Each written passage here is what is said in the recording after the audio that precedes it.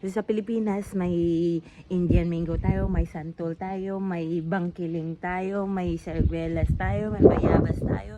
Sila dito, may olive, may lemon, may pomegranate, may peg. Dami din sila dito. Ito yung lemon. Green pa lang siya. Akala ko orange, pero lemon pala siya.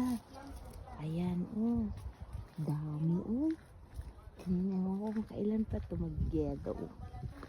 Ayan. Dami nila dito. Ito, oh, orange ata ito eh. Orange. Oo. Organic. Ayan. Orange yan, oh. Yan.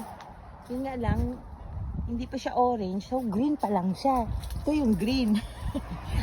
Pero orange to siya. Ito, plum. Mr. Plum. Namiss mo si Mr. Plum. Plum. Yan. Ang dami nila. Green pa. Wow.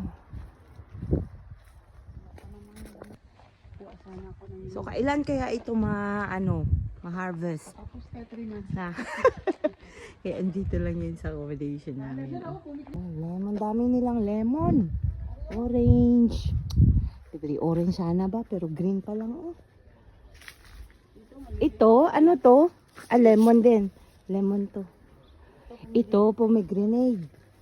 Yan, parang bayabas. Pero yung Hindi, sa Pilipinas loob ano niya. yan? Kaya, ano to?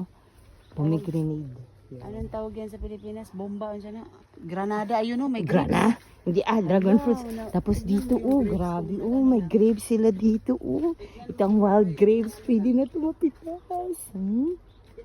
Grabe. Titikman natin.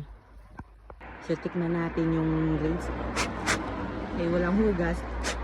Ito lang muna. Asim.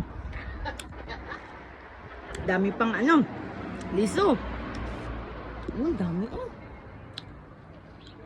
Itong pomegranate, kailangan pa ito mag-red. Maliliit. Pero organic na organic. Siyempre.